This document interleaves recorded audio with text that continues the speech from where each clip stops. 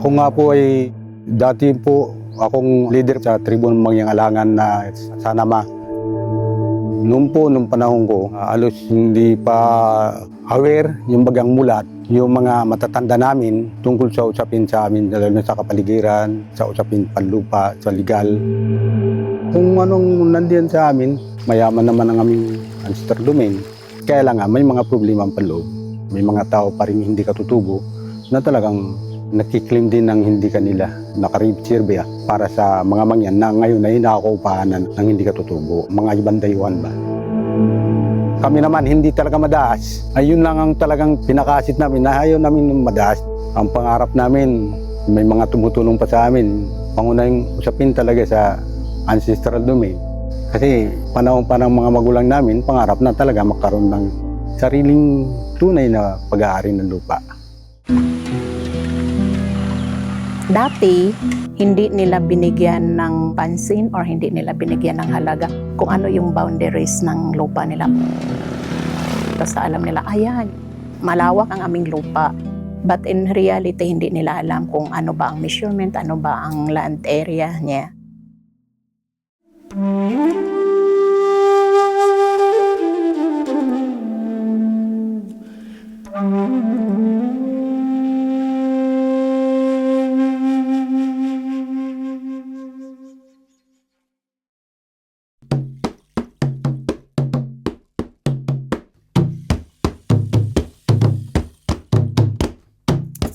On August 2021, the Assisi Development Foundation entered into a partnership agreement with Global Affairs Canada, or GAC, and Hope International Development Agency to support development projects in various IP communities across the country.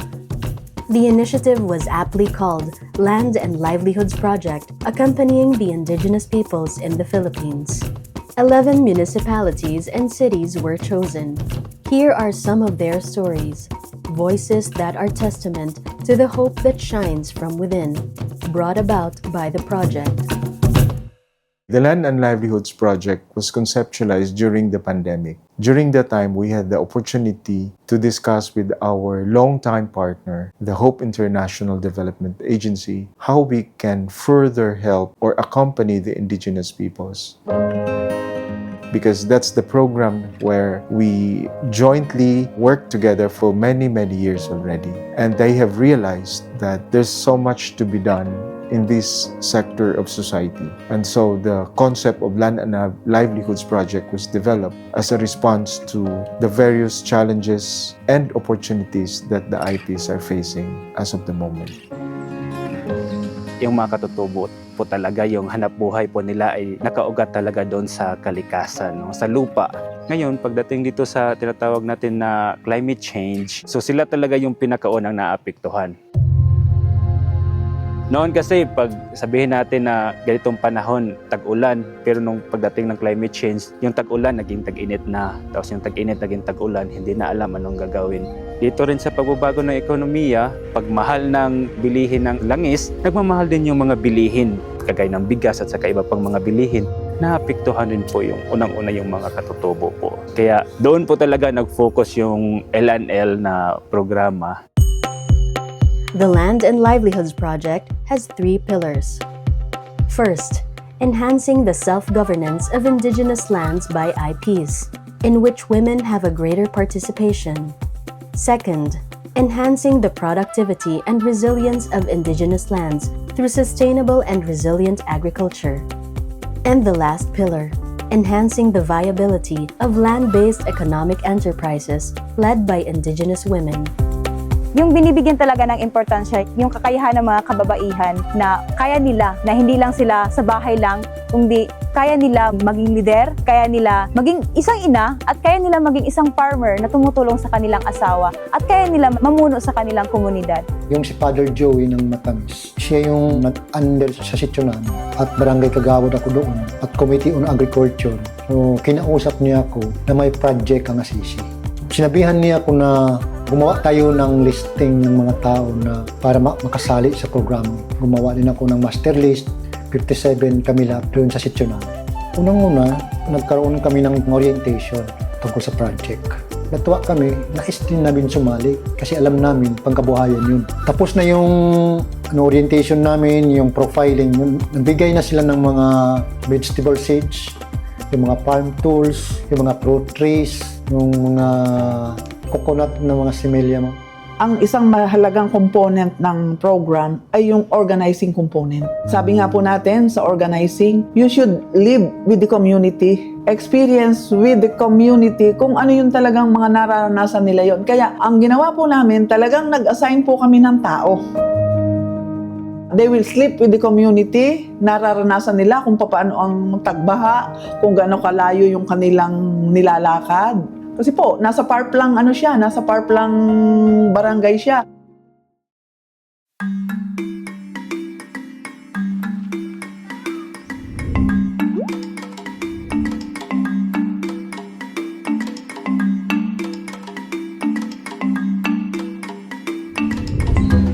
So maganda ito dahil lahat, imagine for the Cowhead alone, we have 1,062 I think family heads or from a household na naka-avail. Nag-a-attend sila ng trainings and seminars related sa lupain, kung ano yung mga rights nila. So doon, na-learn ng mga tao ng mga tribo nga dapat alamin nila yung boundaries ng kanilang lupa.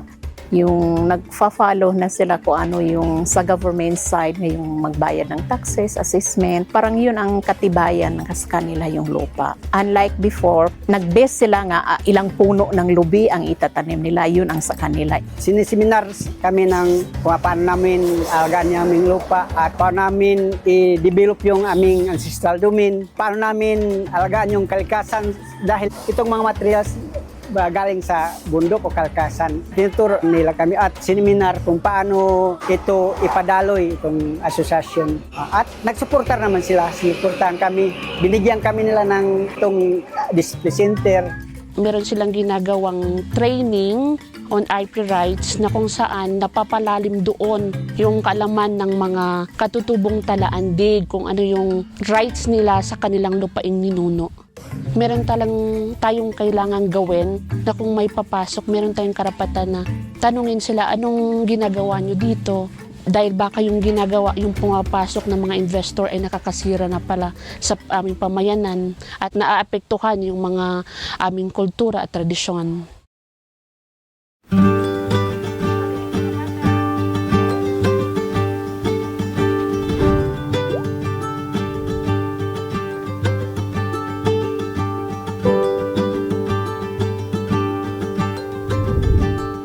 Sa Assisi Development Foundation, ako yung gumagabay sa mga magsasaka tungo doon sa tinatawag natin na Climate Resilient Sustainable Agriculture. Ako yung gumagabay sa kanila sa pagpaplano, tumutulong din sa pag-facilitate ng mga trainings, tumutulong din sa pagbigay access sa kanila sa mga tools. Kami yung tumutulong sa pagbili, pag-distribute sa mga farmers, sa mga communities. Sa akin, napakahalaga kasi nakikita ko kung ano yung mga pangangailangan nila base sa mga community consultation. So sila mismo yung nag-identify ng mga pangangailangan nila, ano yung priority nila na kakailanganin para matugunan yung mga problema nila sa pagsasaka. Dati, farm tours, naghihiram lang kami kasi wala kami ng tours noong unang panahon. Kung mayroon yung isa, pwede hiramin mo. Yun ang madalas na ginagawa namin para maka-garden po kami. Sa ngayon, nagpasalamat po kami sa Assisi. Sila po yung nagtulong. Maraming tours na ibibigay sa amin. Mayroon pala, may sadol, at saka mayroon yung bulo. At saka rig, may sprinkler pa. Kumplito lahat na ibibigay nila para hindi na kami maghihiram sa ibang bahay pa yung mga tours namin. Pinakang tuwang-tuwa po ako. Yung una po ay training. Maraming training na akong nalaman na para sa pagpapataba, sa pagpapaganda ng garden. Tapos ang pangalawa po ay mga gamit na mga pala, gulok, kalaykay, asada, yung mga spray, mga lagadera. At sa pangatlo po ay yung gulay na binhi na pinakang marami. Iba't ibang klase po ng binhi ng aming tinanggap na hanggang ngayon po ay amin pang tinatanim-tanim. Yung tanim ko, kung marami na, Di pinagbibili ko po sa mga nilalako-lako po para mayroong pang baon sa eskwela. Noon ako po yun na may napasok pa po. Ngayon po hindi na nakagraduate na po. Yung sa community po namin yung pagbabago. Dati po kasi yung pagtatanim lang namin, pag madalian ba na gamitan ng synthetic, siyempre yung gulay, pagbunga niya, madali rin siya mamatay. Tapos kailangan mo tang bigyan ng pataba. So ngayon, yung pagdating sa organic, pag lagay mo ng organic, andyan na kasi yung pataba, yung organic na pag-spray, andyan na lahat. Yung tinaturuan ng kung paano magtanim ng kontra sa paligid ba, pangontra sa mga insekto. Anahin mo nga tulay gyud ang assisi nga maprotektahan na mo ang among yutang kabilin kay dili na gid na mo siya pwede mabaligya ma'am kay ginatagaan naman mi nila og kanang seedling sama sa kakao so pwede na gid na mo nga matanom dito sa amo ang area o makuhaan pa gid na mo og kanang sustainable gyud nga income basin ni ana nga mga pamaagi ma'am nga makahuman pud mi sa among mga anak og pagpa-eskwela ma'am kay naa naman mi kakuhaan og kanang income kay mo lungtad man gid na ang kanang kakao. Ang tunay na pangarap ko talaga dito, yung mga kape, nakapag-produce sila ng ibang gawa na katulad ng mga pang-komersyal. Yun talaga ang gusto kong abutin. Ito na siguro yung umpisa na makapag-angat ng kaunti ang mga magsasaka. Ituloy-tuloy lang ito, itong magkakape ito. At saka makapag-ano pa sila ng maraming training. Pero nung dumating na ang Assisi, masaya kami dahil nakapagtanim na kami ng mga gulay at saka mayroong konting income para may gagastusin na para sa estudyante namin at saka makatulong din sa amin na ulam kahit malayo kami sa bayan. At saka lalo sa lahat, nakakapagtanim kami ng kakao at kape at sa ngayon, amat-amat na nagbubunga.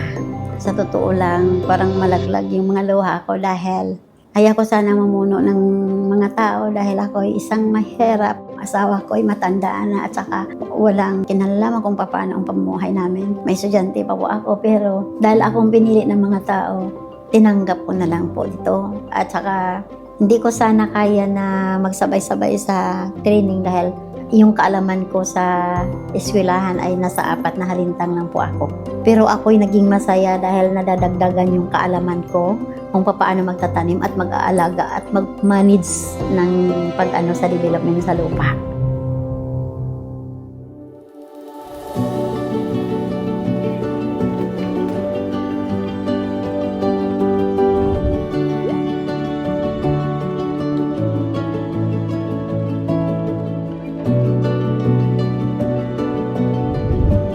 So ngayon, ang isa sa nakita din na pwedeng pagkakakitaan yung carrots, yung presyo.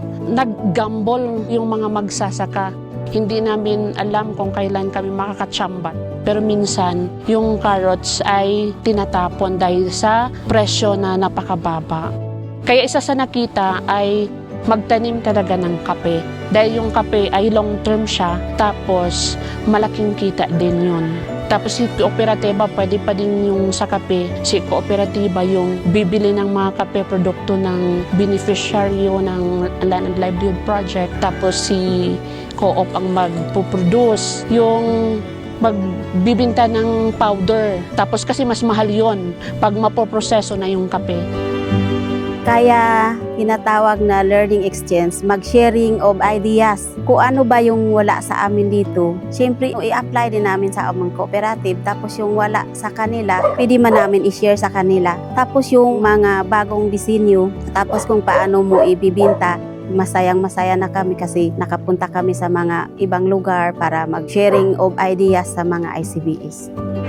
Pumunta kami sa mga trade fairs, makikita namin yung bawat product nila is iba-iba yung design. Kaya nag-isip din kami na ibahin din natin yung atin para maka-sales. Yung kung ano din yung trending sa ngayon, makabili talaga, yun ang dapat i-apply din sa aming cooperative. Yung pang-innovation na kagaya ng ibang mga ICBS is mayroon silang bamboo. Kami, pwede man namin idagdag yung bamboo sa tinalak at saka yung brass.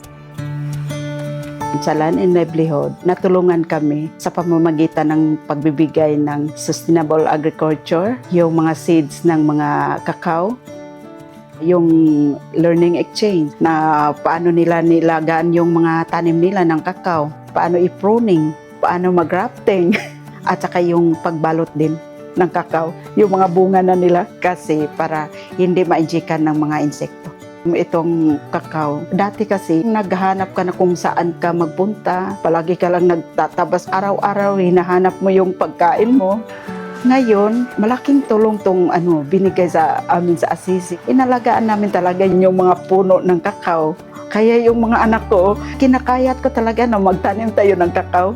Kasi ito ang parang daan na para mabago naman ang buhay ng isang matigsalong.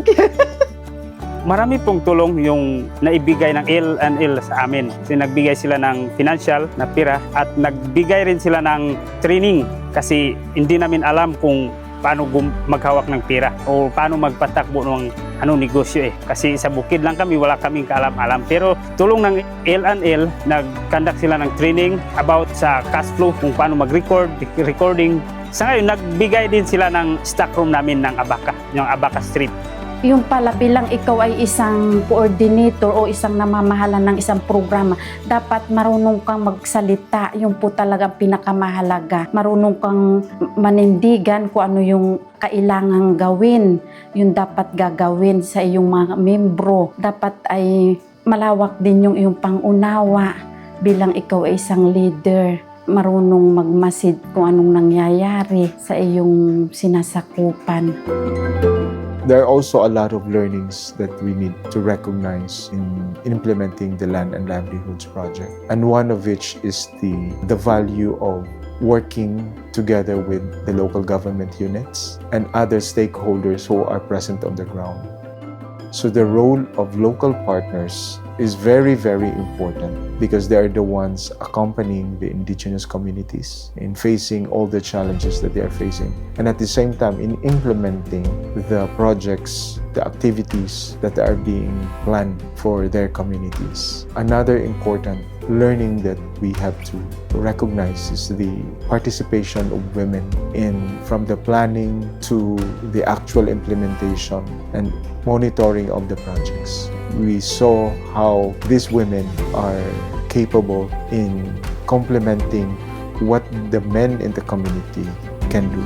Because in fact, almost 100% of the members in the community-based enterprises are women. And it's also being managed by women. And they have more patience, they're more meticulous in running an enterprise.